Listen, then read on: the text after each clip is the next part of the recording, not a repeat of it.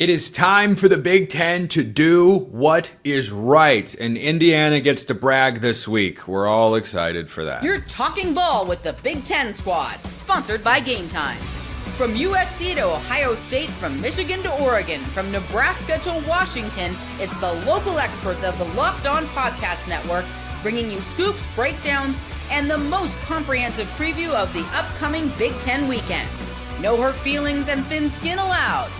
Squad up, you're part of the Big Ten Squad. Yes, I did forget to mention that Oregon plays Penn State this week. That's going to be fun. We'll pick that game on the Big Ten Squad and much more. So sit back, relax, and get ready. Zach Anderson-Yoxheimer, freshly shaven of Locked On UCLA, is here. Ryan Herring's Locked On Badgers. Zach Sako, Locked On Nittany Lions. Jacob Goins, Locked On Hoosiers. I'm Spencer McLaughlin, neutral arbiter of all things college football.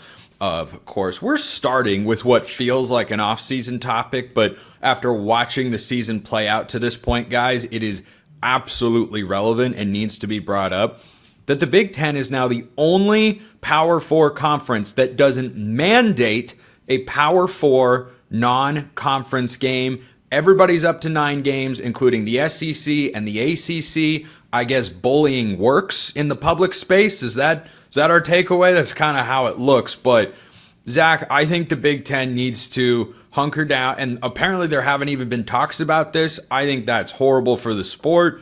I think the Big Ten needs to make a change.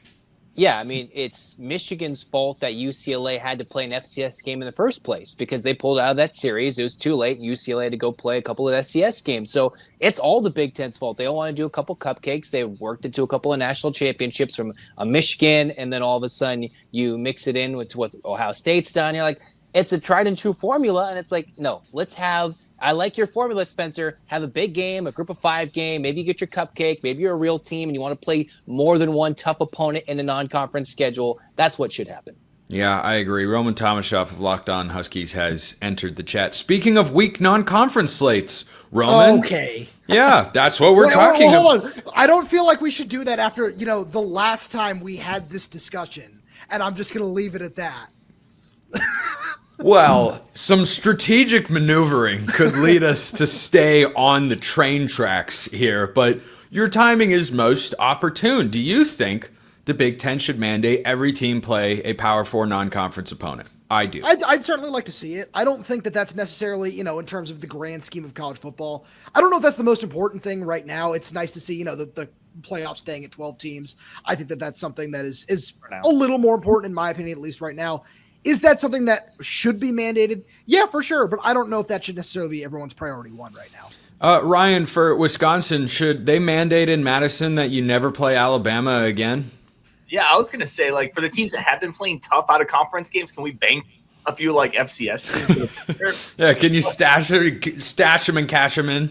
Can we maybe in a couple of years mandate this so a couple programs can get back on the horse and ride a little bit here? I think it's better for college football if you're playing tough out of conference games. If you're playing a real Power 4 team, I think that's good for the sport. And all I've ever said, and I've said this consistently, is I want consistency in scheduling across the major conferences. That's all I've wanted. I picked on Indiana a little bit for their non-conference, but not because they're doing anything that isn't smart. I actually think it's smart until teams start to consistently schedule the same way. So as long as it's consistent, other conferences have gone to this. I love it. So next year, Wisconsin plays Notre Dame. They play Pitt. These are fun matchups, and these are good for the sport. The fans like them. I'm all for it. As long as other conferences are as well, which they are now, 100% engaged. Ryan, I don't think you're picking on Indiana enough. I think the answer is always pick on Indiana more. Show of hands, who thinks we should pick on Indiana more? How'd it go for you last week, Spencer? That is, that was exactly. only 3. That was only 3-3. Sako, you let me down there, buddy. Come on. Sako's on my side. Needed you. They won 63-10. Well, yeah, we're gonna talk. They have every right to the non-conference schedule, and I'm gonna be the exact same way if Penn State pulls off the same thing here if they beat Oregon after a true cupcake non-conference schedule. But that's not as much fun. It's not as good for the sport. I don't think it's as good for the Indiana conference had either. a ton of fun last week. Winning is a lot of fun. And you were snoozing through the first 3 weeks. Who cares? We're here now, baby. I didn't like it either, but Indiana proved they can be a good team regardless. So don't know. In this conversation, though, I'm with you. I think mandating that extra P4 game is important. Roman mentioned the playoff being at 12 teams. I think that's clearly going to change. I think we've all just accepted that in the back of our heads that it's going to expand at some point. And as crazy as it sounds, that might be necessary, right? If you're demanding a conference play 9 games in conference plus another game against a tough opponent, that's a lot to ask to go undefeated, only 1 loss, 2 if it's in the right way, if you still want to be a playoff team. So I could see the playoff expanding for that reason alone. Yeah, I think, unfortunately, I have to admit that Goins just made a bunch of reasonable points. You know how much I hate doing that. Seiko, do you want to weigh in on what Penn State got away with this year and might continue to get away with in the future? I mean, they play Syracuse in a couple of years, and Temple. Okay, see, that's all I want. So that's all I want. Yeah, they want. I didn't mean to laugh. My bad. And COVID actually messed a lot of things up. So Penn State is catching a lot of flack. They're not going the Indiana route where they are intentionally canceling major out of conference matchups. They were supposed to play Virginia Tech, and then COVID and everything else reshuffled that, and Virginia Tech didn't want to reciprocate or reschedule or anything. The Nevada game was planned in 2018. So is Penn State supposed to just not honor certain commitments? Indiana says, heck no, we don't have to do that. But Penn State is honoring the commitments for games that they made 7-8 years ago. So they're just kind of caught in the middle of that debate. Here's what I do want to say, because I could echo everybody else and say, yeah, a non-conference Power 4 game is important. The reason a lot of teams do these cupcake games is because it's a way to bankroll the other programs that are going to get left behind as college football continues to move forward, right? As it consolidates. So these are large sums of money that fund athletic departments for these smaller schools. I don't mean to be that guy, but that's who this hurts at the end of the day. You are going to see more programs in general get cut because, we need to have more non-conference Power 4 games. Okay, yes, that's true because it's entertaining. But just so you know, it's going to come at the cost of scholarships and someone's ability to play Division I sports at a smaller school. I would never advocate for the total and complete elimination of bye games for the reasons that you talk about. I just think that it's pretty easy to have 2 of them, one to a group of 5, one for an FCS, and have a Power 4 opponent in there. And I think there's still enough money to make the world go around. By the way, Yoxheimer, I'd just like to point out in this conversation that for UCLA going forward, New Mexico does not count as a Power 4 non-conference opponent. Can we agree on that? Hey, let me say they had 2 SEC games UCLA in the schedule, got rid of them to bring on Utah and Cal. So I think Utah is a much tougher addition than getting rid of Auburn on the schedule. But, playing New Mexico and getting beat down and UNLV, and that's where you're 0-3, that's embarrassing as it gets. So we'll see if they're relegated to the Pac-12. How's the coaching search? Yeah, it's been entertaining for me so far. We'll see what they should do and what actually happens might be 2 different things. That sounds like the story of UCLA football. What's going on with this segment of keeping up with the Amaliavas? I would say maybe you'll hear linking towards Miami and Texas Tech potentially next year. Ooh. Miami, I tell you what, I'm selfishly rooting for that now. I might make a lot of money if that rumor begins. Just began. Yeah. There we Spencer, go. I do have one thing to add on here because Go ahead. I come in here and I'm viciously attacked for a non-conference slate when it's certainly not the worst one in this squad by far. Washington actually was supposed to play Ohio State this year in a non-conference game, and then after conference realignment, the home and home from last year and this year obviously shifted and became conference play. So we just hate Fair Michigan point. and Ohio State. We just hate them because they ruin our schedules. Forget them. Yeah, let's get them out of the Big Ten. They're dragging everybody down.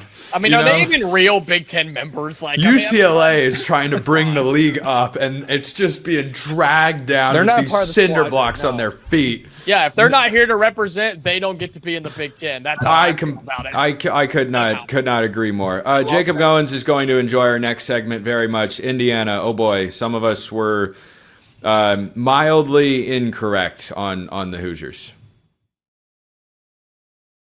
First, this episode brought to you by our friends at DoorDash. Time to look back and crown this week's MVP on Who Delivered, powered by DoorDash. Just like you can win every Saturday with DoorDash Streaks, saving more every time you order. These players delivered when it mattered most. Let's break it down. I have to start with Fernando Mendoza. Got to give the guy credit.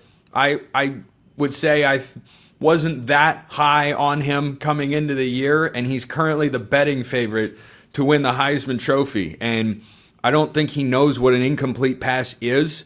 The Illinois defense certainly doesn't, and he threw 5 touchdowns, and Illinois was defeated 63-10. So he delivered for Indiana in a big way, just like DoorDash delivers your Saturdays. With DoorDash Streaks, you save every Saturday that you order. Stack it up all season. You can save up to $250, including $100 in DoorDash credits. Order this Saturday. Keep the streak alive. Fuel your game day only with DoorDash. Terms apply. Promo period through November 18th. This episode also brought to you by our friends over at FanDuel. All the games we talk about every week on the show. We're going to get to Oregon, Penn State. We're going to talk about Indiana's next game against Iowa. They're a 7.5-point favorite. If you wanted to bet that, because you think you know what's going to happen even more than some of us, which for me personally, that's actually not that hard, it turns out. You can go bet it over at FanDuel because the point spreads are there. You've got the point totals. You have got the money lines. You've got prop bets. Everything that you could want for college football, FanDuel's got it, and the NFL too. And you can bet just $5 right now. And new customers, if your bet wins, you'll get $300 in bonus bets to use across the app. Pretty sweet deal. So if you're ready to play, download the FanDuel app now by visiting FanDuel.com to get started. That's FanDuel.com to place your first $5 bet. Check them out at FanDuel.com. Rolling along here in the Big Ten squad. All right, Jacob, you can go ahead. I've been waiting. I've been waiting all week for this, and the fact that Trent's not here, Sonny's not here. I mean, what this should have been like a company-wide requirement for everybody to be here on this week's Locked On Big Ten squad. I need everybody. I need everybody who was wrong about Indiana to just politely apologize. I need it. For the soul, I need it, but really just for my ego, I need it too. So, Spencer, I would love to start with you, my friend. I'm sorry. No, that's not very good. No. That was not good. I'm sorry I doubted you against Illinois. Hey, you did. Next, Zach, were you on my side? I wasn't here, but I can definitely say I probably would have doubted. So I'm going to apologize for something I didn't do. I appreciate the honesty. Zach is used to different sorts of apologies. It comes in the form of, I have to talk about this UCLA football team, and I'm sorry for me. Yeah, that's fair. That's like a weekend off of college football. I don't blame you. I'd take a month off if I were UCLA. Look, I'm not going to make everybody apologize. I do think it is fascinating. Oh, so it was just me? And me. I picked Indiana. What did we do? I picked Indiana last week. I gotta make sure that's out there. You did, Roman. Thank you. You're Roman. welcome. You believed, because I believe in Washington and you believe in Indiana, and that's how this whole connection works. And Herrings believes it's basketball season. Oh, baby. I was wrong. That was the name of a show I did. So I love it. Thank you. What I love about Indiana fans is just how classy they all are. Right? Just how classy they all are in winning. You want me to show you a DM? Don't do it. I got some evidence to the contrary, man. Leak the DMs. I just love the classiness of winners expecting to win. They're very Barry Sanders in that sense, right? They get to the touchdown, hand the ball to the ref. Like Indiana knows they've been here before. They act like it. It's really my favorite part about the Hoosier fan. Thank you. No, I do want to propose this, and Spencer and I talked about this earlier on a crossover. Were people wrong about Illinois and maybe not, or them not being that good, or was it wrong about Indiana in the inevitable step back that was bound to happen, right? I think that's a legitimate question to propose here. Yeah, I think let's throw it around. I think it's more about Indiana being good, and they had a great day. But let's go around the horn style. Yoxheimer, you start us off. I would say that Indiana is probably better than expected, right? You think last year, all right, that was a fluke. Well, Indiana proved it's not a fluke. Regardless of Illinois' top 10 good, Indiana proved that if you beat somebody by 50 points in a Big Ten game, yeah, that's legit. Ryan? Yeah, that's well said. Here's the thing. There was a point in that game, the Indiana-Illinois game, where in the second quarter, Indiana had an ESPN win probability of 98.4% in the second quarter.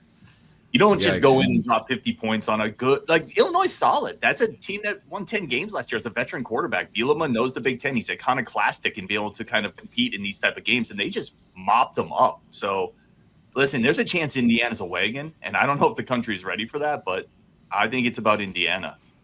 What was that word you said? A wagon. No, not that. I wasn't making fun of the accent. That's expected. No, the other one. Iconoclastic? That means like he really understands Big Ten football. He's Someone check him for the Sports Center PEDs. That is a thesaurus. I was going He's to say, coming in here. Did you not know what that word was? I was about to have like a whole other string of questions directed at you.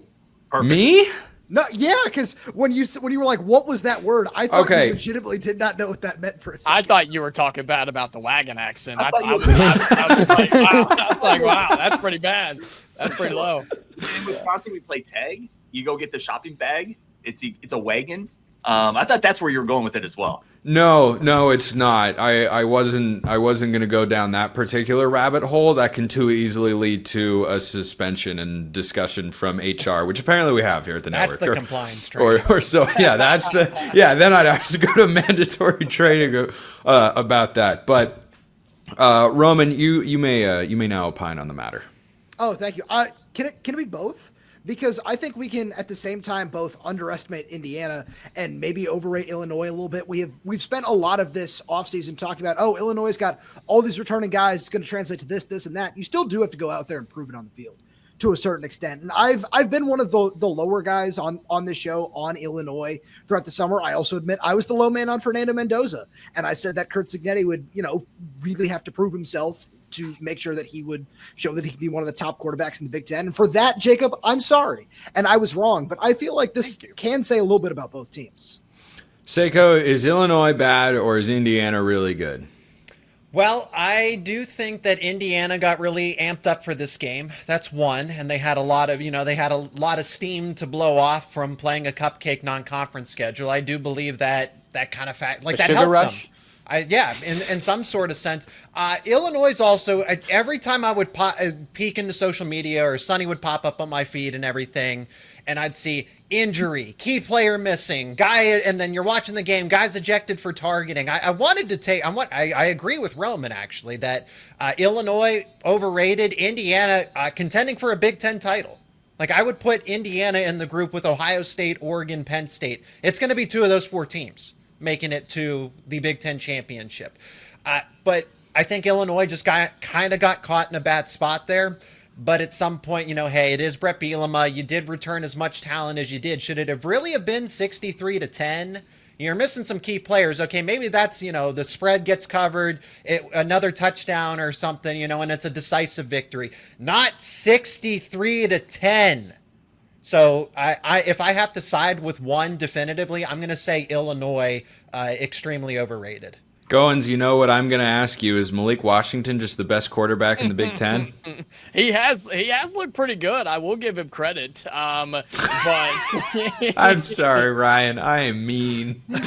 yeah, Ryan, do you want to answer that? Because I was actually really happy internally, literally 2 seconds ago, because I'm like, they're just going to talk about Illinois looking bad. I can escape here. Free grandma.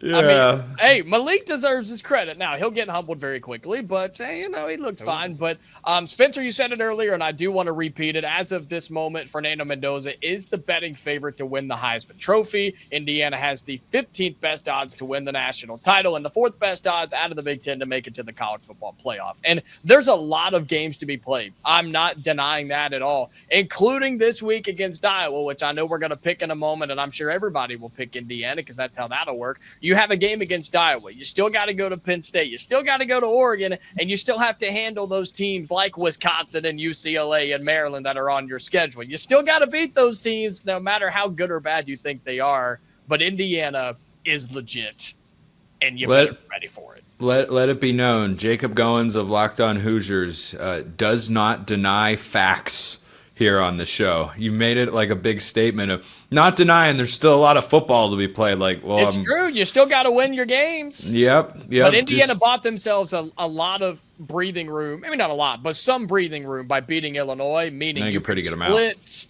split Penn State or Oregon, and you're absolutely in the college football playoff. Yeah, you could probably lose both of those games and still get into the college football playoff. All right, Ryan, we're going to wrap this segment and then get to our Week 5 game picks. What in the world happened on Saturday? I don't know. I was there. Dude, we had 2 block That puts kicks. you and Luke Fickell in the same camp. I'll say this. Injury. There's a lot of injuries on offense, but you had 2 block kicks in the first half.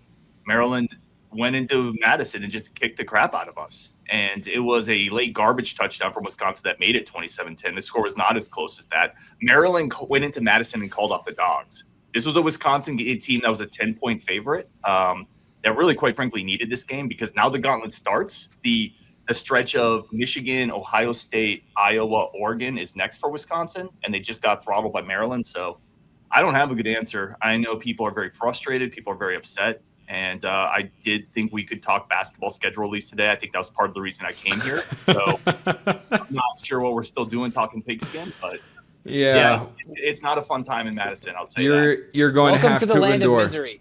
Welcome to misery. Yeah, you're going to have to endure because we've got to make our picks for Week 5 in the Big Ten. Who wins? Penn State and Oregon, and more still to come on this week's Big Ten Squad.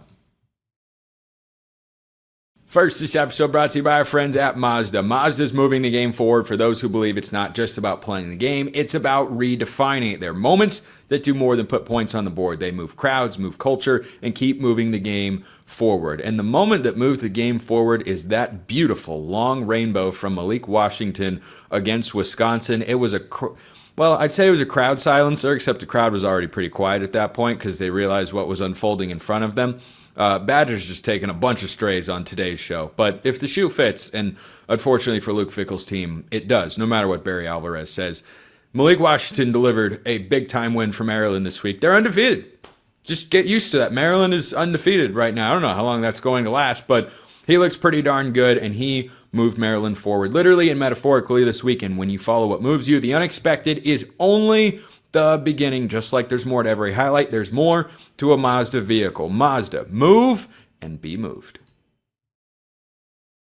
All right, guys, let's get to Week 5 picks here in the Big Ten. We'll get the biggest one last. That's Oregon and Penn State. But team we were talking about in the second segment, USC, Illinois. Zach, rapid fire thoughts. Who are you taking? Ooh, this is a first, I think, true test for USC on the road. I think after the letdown for Illinois, we're going to see what they're made of as a team. I'm going to lean USC, but I could be completely wrong on that one. Ryan. Yeah, give me Illinois at home. Actually, an early game. It's gonna be like a 9 a.m. start body wise for USC. It's a big trip. I think Illinois bounces back. Yeah, I'm with you on that one, Roman. Yeah, I'm in the same boat here where, we at Washington had to see several of those 9 a.m. start times last year. They certainly aren't easy for the West Coast teams, but yeah, Illinois to bounce back. Seiko. Illinois, if they coach this game to a T, can pull it off. I don't think enough people are giving USC credit as a dark horse, playoff contender. They could sneak in as a top at one of those at-large spots. So I will go with USC because I think they've improved the coaching staff enough and have accumulated enough talent to overcome a situation like this. Goins, you take the Trojans or the Illini at home? I like the Illini to keep it close, but I'm going to take USC to win. But I don't like a 6.5 point spread. Illinois is going to give them everything they want, but I'll take USC to get it done.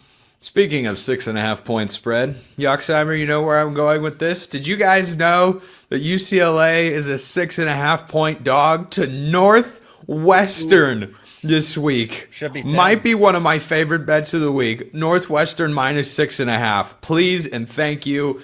Zach, go ahead and tell me I'm wrong. I think you might have me sending a clip of dumping a bucket of cold water on my head because I said in the summer I'd do that when we went over win totals, and I think that might be the case. If UCLA is to get a win, this is a golden opportunity. Otherwise, you might see a big goose egg to that number this year. So this is the one they have to get. Bruins or the Wildcats, Ryan?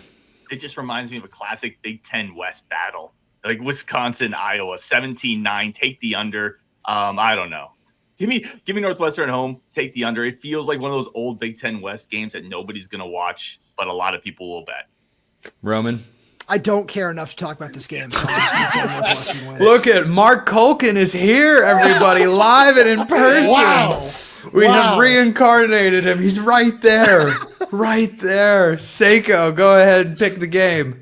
I said it. I threw it in there. I can't believe this isn't a double-digit spread. Northwestern is one of those feisty teams where they just want to go in there and scrap. They want to fight. Doesn't matter if it's Oregon. It doesn't matter if it's UCLA that is just struggling to get through to basketball season.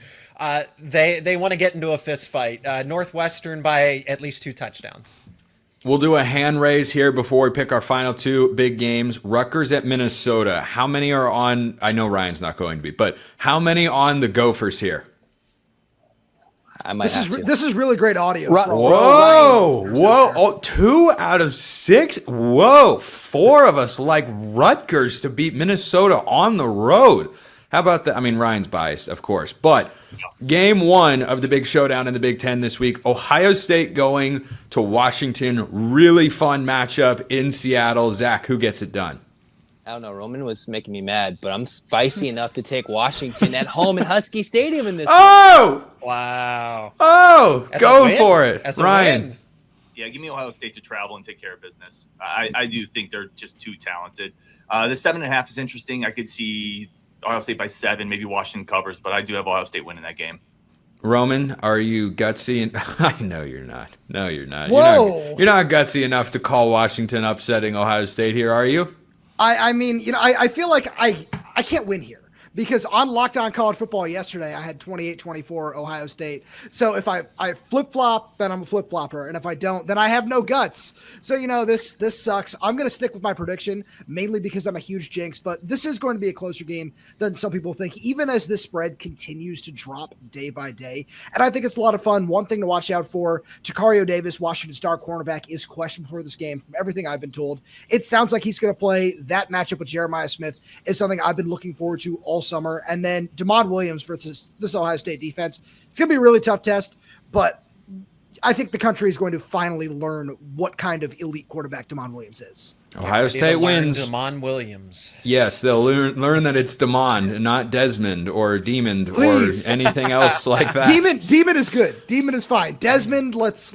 Yeah, Demon's kind of cool. Like Demon Williams. I that might have a negative connotation, but I don't think it He sounds goes from Demond to Demon Williams when he puts. Yeah, it he on. turns into Demon you Williams go. in the 4th quarter. Yeah, this is cool. I think Ohio State wins. I think Washington covers. Seiko, what say you? I'm not going to fall for this again. All offseason was all Matt Patricia doesn't know how to coach ball or anything. This is easy for him. Are you kidding me? He gets to go up against a 19-year-old quarterback that has limited starting experience. If he was able to put Arch Manning and Texas's system into a box, I'm expecting the exact same thing against Washington. The only thing they have to worry about is the jet lag and playing a full 4 quarters. So I think Ohio State should win comfortably. Goins? I just want to make sure that I get my Northwestern pick in because I was skipped for that game. That's Crap. And also, My bad. I don't know the last time Northwestern was favored by almost a touchdown against a P4 team. Somebody do some research and get back to me on that one. But I think Washington keeps it close. I think Ohio State's obviously really talented. Give me the Buckeyes to score late and break the hearts of Washington, but the Huskies are going to make a push for the playoff. That sounded like a Desmond Howard pick, you know? That sounded like something you come up with the qualifier. They get it done late and get the win. Okay. All right. And you wanted to make the Northwestern pick? You taking the Wildcats there? Yeah, absolutely. They're yeah. a good team. Thanks Yeah. for sharing. We were on the edge of our He made seat. a point to say I got skipped and still didn't make his pick. Yeah. I know, that's what I was confused about. It's like, I want to make sure I get this pick. And then you stop talking after talking about one game. All right. The game of the week in the Big Ten is the game of the week in all of college football. Oregon travels to Penn State. I'm calling the game, so no pick. Zach, go ahead. I'm going Penn State at home. Ryan. Before the year, the one quick point I made was I thought Oregon is actually set up well for them because they would actually play some real teams and be tested. And then it turns out Oklahoma State is not a real team. And it turns Might be out worse than Penn State's non-conference schedule. Who knows? I actually thought that they would be really kind of battle tested coming into this. And it turns out they've also played the equivalent of like FCS schools, and those coaches have now been fired. So Only one of them's been fired, and another one's on the hot seat. it's fair. I still kind of think Oregon's going to take care of business, but I'm not going to flip off my preseason pick. But it's going to be a great game. I can't wait to see it. Give me Oregon, close game. I do think they go into Happy Valley and win the game. Herrings is just brimming with confidence in the Ducks in that spot. Roman, you know what? I won't even qualify anything that I feel like you're about to say. Go ahead. I was thinking about saying it. I don't have to. I have Penn State winning this game. I feel like this is going to be one of those just real tough road trips or it's not just a tough trip for Oregon. It's a tough trip for any team. This is going to be a really fun matchup, though. You know from personal experience or something? Yeah, a little bit of that. Anybody but Ohio State. Yeah. Seiko, you go ahead. Oh, no, I was going to say, I don't know what the point spread is in this game, but I think it's 3.5. Contest. 3.5. 3.5. Okay, yeah. Okay. Goins, and then we'll let Seiko go last. Look, I think Dante Moore has been really good. He has, 11 touchdowns, 1 interception on the year so far. I think he will have 2 in this game. I think Penn State gets after him, and I think Penn State handles it. All right, it's one thing to pick Penn State, but to slander Dante Moore is not something that I will stand for on this particular program. In 2 weeks, in 2 weeks, that was then. He is a new man. Zach, you got him. Just because he takes down the guy whose respect. defense doesn't have a mullet like the coach, I don't know. Okay. Seiko, you get to go top left. The floor is yours. Penn State, Oregon. Your pick, good sir. Ooh. Oh, wow, the solo shot and everything. But I will keep it brief here. I could monologue for 10, 15 minutes. I'm going to do that anyway on my channel. So I like Penn State in this one, and I'll give an exact score prediction. I think it's 31-27, and the difference is Jim Knowles. It's the Jim Knowles factor. The reason Oregon beat Penn State the last time, it's like, oh, well, you're playing Penn State again. You're not playing the same Penn State again, for Oregon fans that are saying that.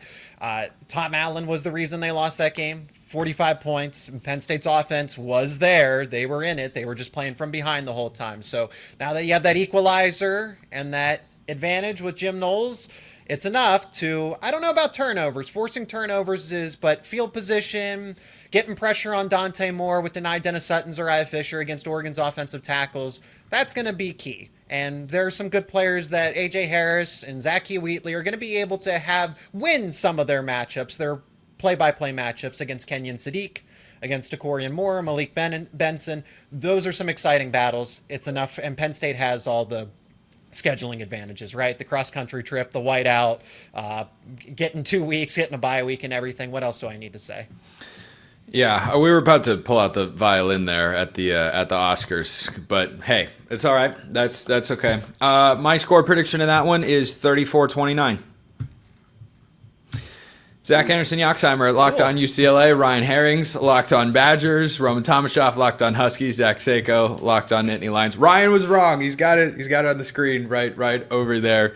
Seiko, great as always, loves Penn State. Jacob Goins locked on Hoosiers. That's it for this week's Locked On Big Ten Squad. I'm Spencer McLaughlin from Locked On All Over the Place. We'll see you next time, and until then, hope you all have a wonderful rest of your day.